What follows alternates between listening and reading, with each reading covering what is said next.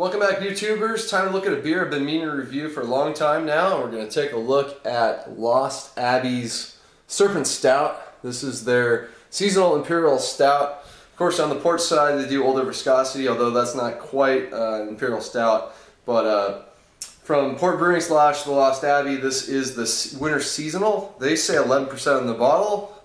I have a feeling that could be a little higher than what they state, kind of knowing them, but pours out just a jet black. I had over a finger of a pretty dark brown head on there. Some nice carbonation to this beer. A little more carbonation than I'm used to seeing in Serpent Stout. Let's get the nose on it. Oh, it smells nice. It's very fruity, but there's plenty of that darker, typical stout character.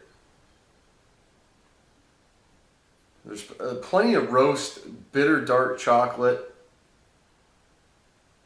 A little bit of like an earthiness maybe coming through some hops. Or it's like an earthy coffee character, except there's no coffee added. That's kind of what it reminds me on the nose. So it smells like a really good imperial stout. Let's dig in. Cheers.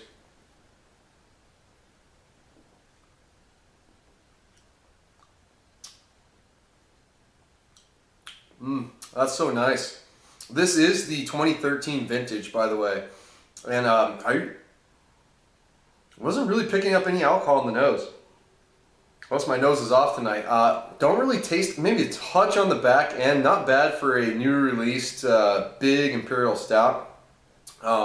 There's a nice warming to the beer. It's got a very medium high to really full body to the beer, probably more on the full side.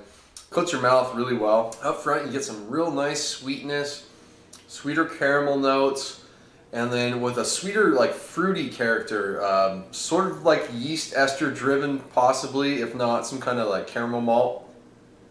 It's not too specific, it's not quite into that sort of raisiny, fig character, but some of that sort of darker fruit. There's a little bit of not quite a cherry note either. It's just kind of this, I just pick it up as more of a generic fruitiness right now. As it ages, that might develop more.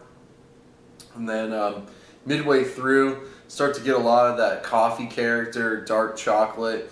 And then the finish tends to be on the bitter side. So you got big sweetness up front, second half, more bitter. Not only probably coming from the hops, which are probably more traditional English, earthy style hops, but definitely the darker roasted malts, the black malts that are in there. They're adding a good amount of bitterness to the beer to help balance out as well. The finish tends to be a little more on that really roasty, almost burnt character, that sort of ashy, in a good way though. Just that more acidic beer character to help balance out the beer. So it's got, your typical imperial stout characteristics. The chocolate side tends to be more on the bitter chocolate and a little more roast forward than maybe some out there. But this is one of my favorites. I think it's a really underrated, maybe underappreciated imperial stout. I pick it up every year. For some reason I don't have enough bottles aging for, I don't know why. This beer ages fantastic. Put 2-3 years on it, no problem. It's only going to get better. So yeah, it's an A for me for Serpent Stout 2013 vintage. Recommend trying it. It's not an A+, probably because they have barrel aged this beer. I've had it just barrel aged. I also had it barrel aged with, I believe it was coffee and cocoa nibs, and those are even more unbelievably good once you get that barrel character to it. And of course the barrel aged version is a component in Deliverance as well. So highly recommend this beer if you can get it. A little on the expensive side. It's going to run you probably about $12 for a 750, but it's worth it. It's a fantastic imperial stout. So that's going to wrap it up. Till next time, please comment and subscribe. Cheers.